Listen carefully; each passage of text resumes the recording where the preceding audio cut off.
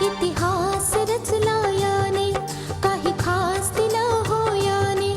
इतिहास रचला याने, काही खास दिला हो याने. मर्यादा नहीं वचने रे, विश्वास जपला याने. सप्तपदीने दिलेला हा उपहार रे, माझा शृंगार रे हा, माझा शृंगार रे. माझा शृंगार रे हा, माझा शृंगार रे. मंगळसूत्र, मंगळसूत्र, मंगळसूत्र, मंगळसूत्र, मंगळसूत्र, मंगळसूत्र, मंगळसूत्र, मंगळसूत्र. कधी या गोष्टीची जाणीव सुद्धा होऊ देऊ नकोस की मुंजाळचा मुलगा राकेश नसून उलट राहुल की काहीही करून राकेश मुंजाच्या घरापर्यंत पोहोचावा. होपफुली माझा हा प्रयत्न असफल नाही होणार. मी तर ह्या बाबतीत तुझं कौतुकच करेन स्नेहा. थांबा तिथे.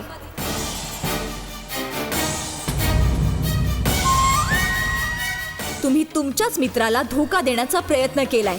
इतकं मोठं खोटं बोलत आणि मला म्हणते की मी चांगलं नाही केलं. हे तू काय बोलतेय स्नेहा? सर्व काही संपलंय मेघनाजी, सर्व काही. आजवरच्या सगळ्या मेहनतीवर पाणी फेरलं गेलंय. हे तू काय बडबडतीये?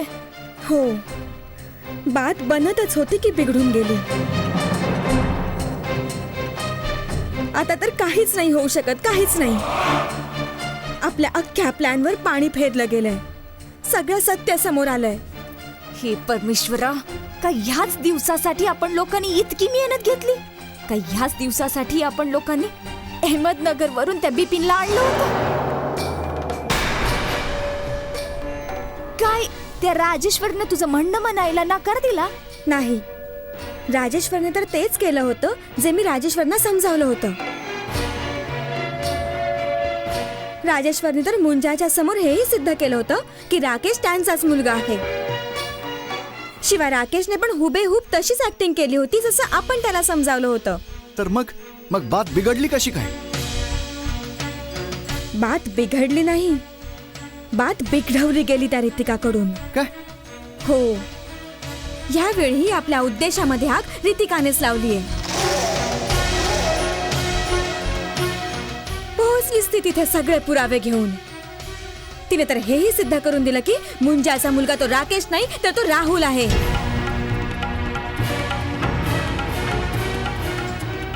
मग आता काही नाही होऊ शकत, मुळीच काही नाही होऊ शकत. मग काय आता ही जी सगळी मेहनत आपण आजवर घेतली होती ती काय सहजतेने विसरू शकतो? हो स्नेहा, म्हणजे आता आपला हेतू आपण विसरून जावा? हो, आता आपला उद्देश विसरून जावाच लागेल मेघनाजी. पण लक्षात ठेवावं लागेल आपल्याला त्या रितिकाला. हो, आणि मी रितिकाला नाही सोडू शकत. आज मी ही शपथ घेतेय की रितिकाचं जीवन पूर्ण उद्ध्वस्त करून टाकेन मी. आता फक्त माझ्या आयुष्याचा हा एकच उद्देश आहे.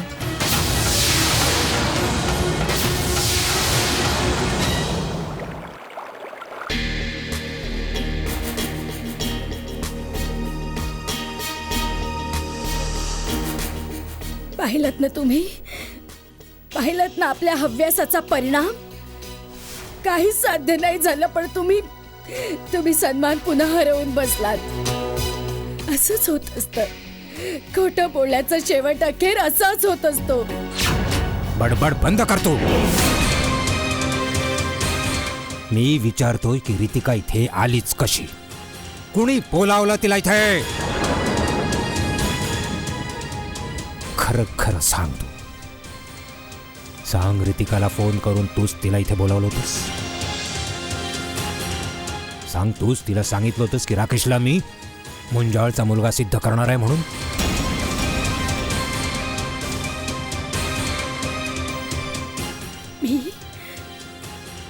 रितिकाला बोलावलं, पण का बोलावणार मी तिला इथे? कारण नसताना खोटा आरोप नका लावू माझ्यावर तुम्ही. तर मग रितिकाला ह्या गोष्टीचा संशय कसा आला, ज्यामुळे ती अचानक सगळे पुरावे घेऊन इथे पोहोचली? या बाबतीत मी काय सांगू? कुठून तिला पुरावे मिळाले, कुठून ती इथे आली, मला काहीच नाही माहित त्याबद्दल.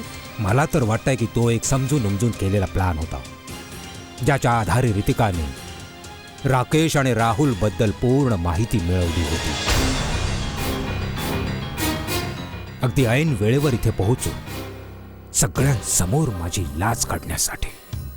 रितिका जे काही बोललीये ते बरोबरच बोललीये. का अजूनही तुम्हाला या गोष्टीचा पश्चाताप होत नाहीये की तुम्ही किती मोठी चूक करायला निघाला होता? तुम्ही तुमचाच मुलगा कुणा दुसऱ्याला सोपवायला निघाला होतात. काय परिणाम होतात अशा चुकांचे? तुम्ही त्याला आयुष्यभर तुमचा मुलगा म्हणू शकला नसतात. राहुल, राकेशला तुम्ही तुमचा मुलगा म्हणू शकला नसतात, मग मी तुम्हाला आता पप्पा कसं काय म्हणू शकतो?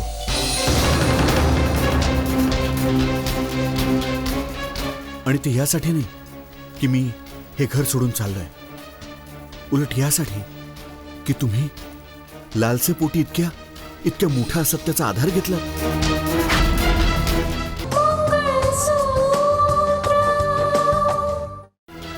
मी तर हा विचारही नाही करू शकत. आणि तुम्ही राकेशला माझा हक्क देण्याचा प्रयत्न करून तुम्ही स्वतःला माझ्या नजरेतून उतरवलंय. अहो, एवढीच हवं होती तर मलाही सांगायचं ना. लाज वाटते तुमच्या या विचारांमुळे.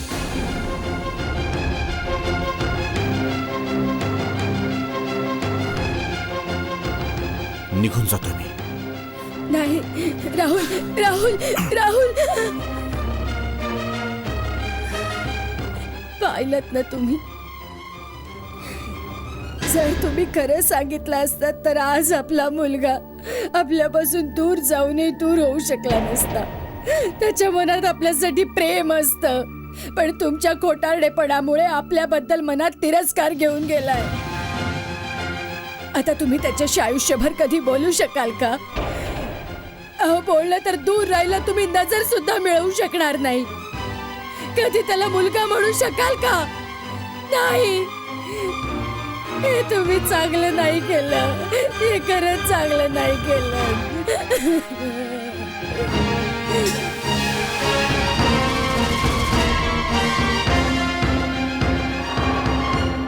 जर मी तिथे योग्य वेळी पोहोचले नसते ना, तर तिथे राकेशला मुंजाळचा मुलगा सिद्ध करून त्यांच्या घरी पाठवलं असतं. आणि राकेश मिस्टर मुंजाळच्या करोडोंच्या संपत्तीचा एकुलता एक वारस बनला असता.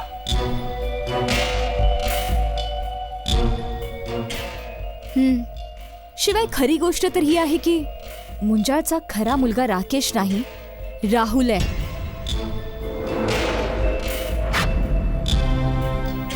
पण राजेश्वरजींना हे खोटं बोलायची काय एवढी गरज होती? माहित नाही मम्मी, पण ते खोटं बोलून गेले.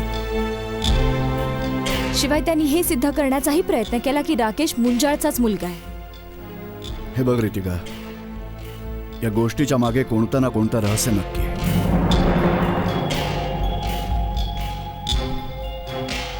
आता मला तर खात्रीच पटली की राकेशचं जे प्रकरण आहे ना, ते मिस्टर मुंजाळच्या संपत्तीशी जोडलं गेलंय. होऊ शकतं पप्पा, बिलकुल असू शकतं. पण ही गोष्ट सिद्ध करण्यासाठी आपल्याकडे पक्के पुरावे नाहीयेत. हो, पुरावे नाही आहेत बेटा, पण अंदाज जरूर आहे.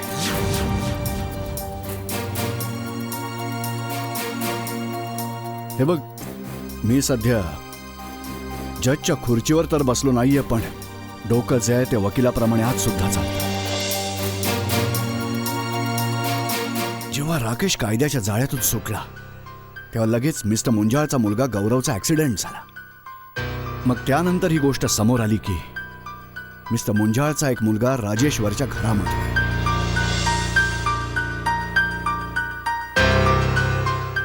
तो मुलगा आहे राहुल. आता ह्या गोष्टीला साबित करण्याचा प्रयत्न चालू आहे की तो राहुल नाही तर राकेश आहे. हाव जी असते ना बेटा, ती माणसाला काय काय करायला लावते. ही पैशांची हाव आहे ना, ती खूप काही करायला लावते. पप्पा, संशय तर ह्या गोष्टीवर सुद्धा आहे की या राकेशचं खरं रूप दुसरं तर नाहीये ना. आता बघा ना, ह्या केसशी जोडलेले जे काही प्रश्न आहेत त्याची उत्तरं आपल्याला अजून सुद्धा मिळाली नाहीयेत. जसं की श्रीधर आणि अंजना दोघांनी ज्याला वाचवलं होतं, ज्याचा चेहरा बदलून गेला होता.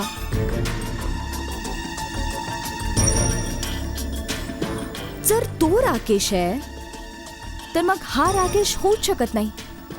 अजून एक गोष्ट, तो अर्जुन पप्पा, तो आज तागायत बेपत्ता आहे. रितिका, ह्या प्रकरणाच्या तळाशी आपल्यालाच पोहोचावं लागेल.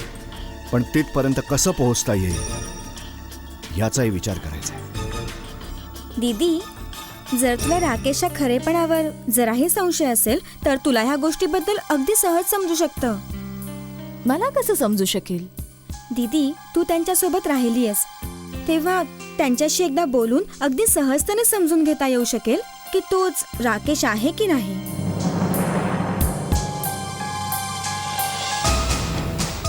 आयडिया तर तुझी चांगली आहे.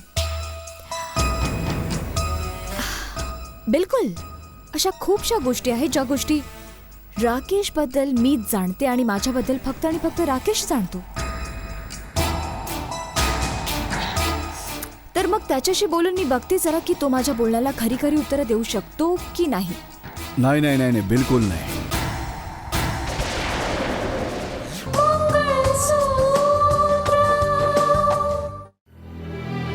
रितिका, तू असं काही करायचं नाही. तू राकेशच्या समोर जायचं नाहीस. पण का पप्पा?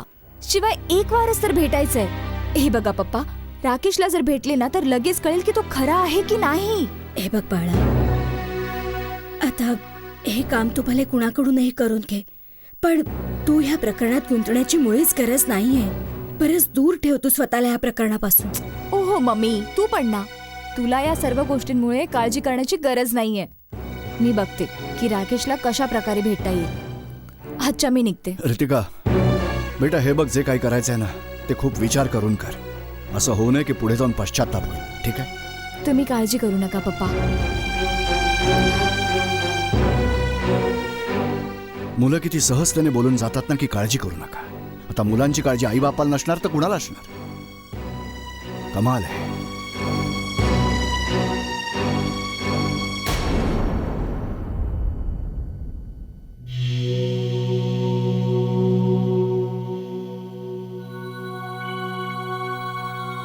शेरसिंग, मी तर ह्या गोष्टीचा विचार करून हैराण होतोय की राजेश्वर, ज्याला मी माझा दोस्त मानला, त्या दोस्तने माझा एवढा मोठा विश्वासघात करण्याचा प्रयत्न का केला? अरे खरं तर भलं होऊ दे त्या साक्षीच्या वहिनीचं, त्या रितिकाचं. ती ऐनवेळी तिथे पोचली आणि तिने सत्य सर्वांसमोर उघड केलं. साक्षीची वहिनी म्हणजे आपल्या कलेक्टर बाई साहेब? हो, तीच. मला वाटतं की कदाचित तिला संशय आला असावा की राजेश्वर मला धोका देण्याच्या विचारात आहे, म्हणूनच तर ती तिथे पोचली. पण साहेब, जे काही मी जज साहेब आणि त्यांच्या परिवाराला ओळखतो ना त्यानुसार तर ते सत्याचे पुजारी आहेत. खरं तेच बोलतात आणि सत्य बोलणाऱ्यांची कदर करतात. आणि राहिली गोष्ट बघा त्या कलेक्टर बाईची, तर साहेब ह्या सगळ्यांच्या कुंडल्या तिच्या जवळ आहेत बघा. तू एकदम खरं बोललास शेरसिंग. मी त्या रितिकामुळेच या धोक्यापासून खरोखर वाचलोय. मी तिचे उपकार तर आयुष्यभर नाही चुकते करू शकणार. पण साहेब, जेव्हा तुम्हाला या गोष्टीबद्दल पत्ता लागला होता का राकेश तुमचा मुलगा नाहीये, राहुल तुमचा मुलगा आहे, तर मग तुम्ही त्याला तुमच्यासोबत का नाही घेऊन आलात? हे बघ शेरसिंग, त्याच वेळी सगळं सत्य राहुल समोर उघड झालं होतं. राहुलला ही गोष्ट पूर्णपणे समजून चुकली आहे की राजेश्वर, ज्याला तो आज ताग्यात आपला पिता मानत होता, तो माझ्याशी किती मोठा विश्वासघात करायला चालला होता. तो स्वतःचा मुलगा राकेशला माझा मुलगा बनवून या घरामध्ये पाठवू पाहत होता, फक्त आणि फक्त पैशांच्या हव्यासापायी. मला खात्री आहे की माझा मुलगा राहुल जरूर येईल. अखेर माझं बीज आहे. माझा मुलगा माझ्याकडे जरूर येईल. होय साहेब, नक्की. हो. अरे राहुल, पाहिलं शेरसिंग, आला. मी म्हटलं होतं ना, ये बाळा, स्वागत आहे तुझं तुझ्या या बंगल्यामध्ये. ये जवळ ये माझ्या.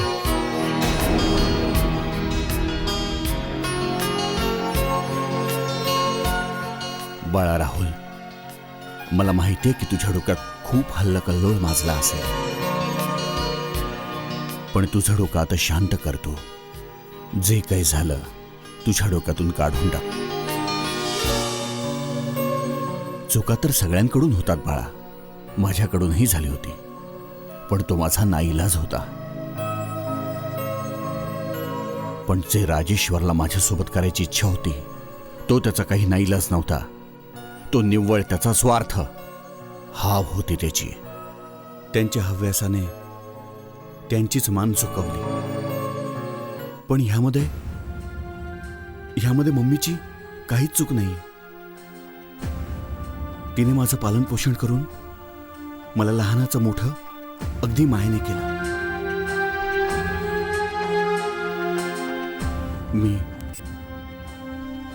मी मम्मीला मुळीच नाही विसरू शकत.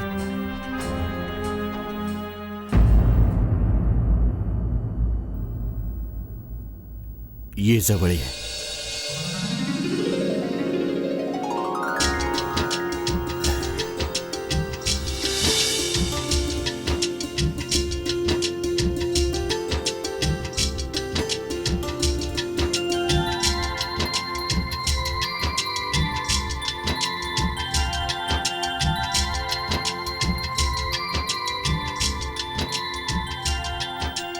बाळा, मी तुला वचन देतो की तुझ्या भावनांमध्ये मी अजिबात ढवळाढवळ करणार नाही.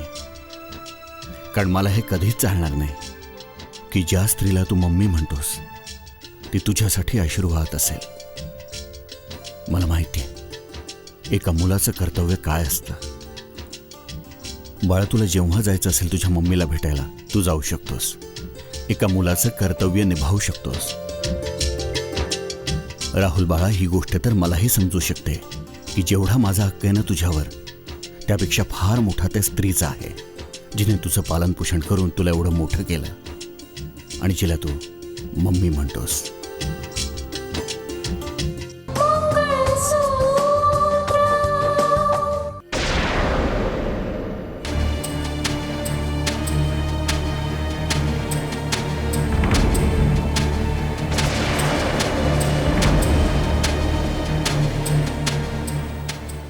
खरं तेच बोलतेय. हा, ही गोष्ट खरी की तुमच्या मुलाचं पालन पोषण ह्याच लोकांनी केलं.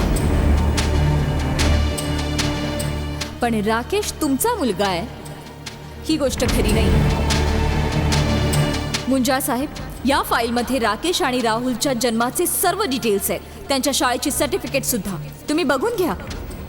खरं तर सत्य काय आहे हे तुम्हाला माहित आहे की मुंजा साहेबांचा मुलगा राकेश नाही, राहुल आहे. आता मी काय करू? इथे तर सगळा मामला चौपट होऊन गेलाय. आज मामला बनणारच होता, पण बनता बनताच बिघडला. ह्या लोकांच्या सांगण्यावरून मी राकेश तर बनलो, पण मला मिळालं काय? काय म्हणे ते करोडोमध्ये खेळशील, मुंजाळची सगळी संपत्ती माझी होईल, सगळं काही माझं होईल. आता तर वाटतंय कवडी सुद्धा हाताला लागणार नाही माझ्या. शिवाय धोक्याची टांगती तलवार डोक्यावर आहे ना, ती वेगळीच. काय करू?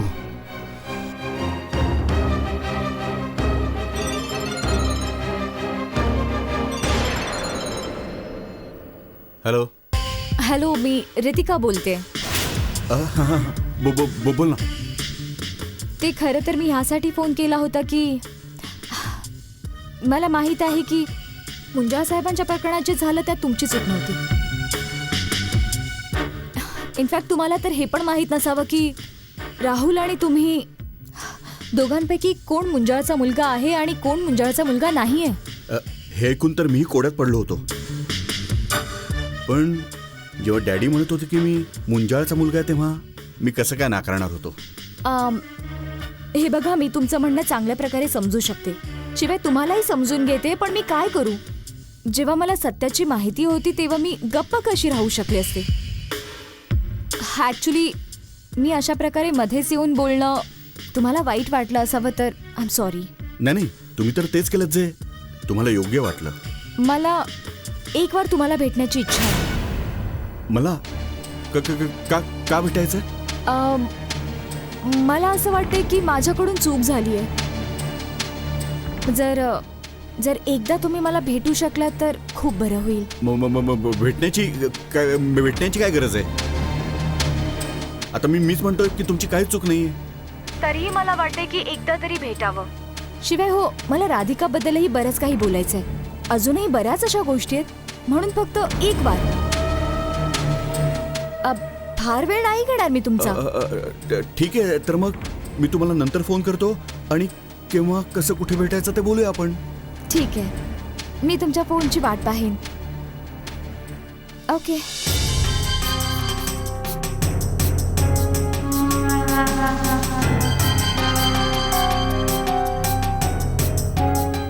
आता हिला मला भेटून काय करायचंय? कोणती नवीन समस्या ओढवू नये. बहुतेक मला स्नेहाजींना आत्ताच्या आत्ता भेटावं लागणार.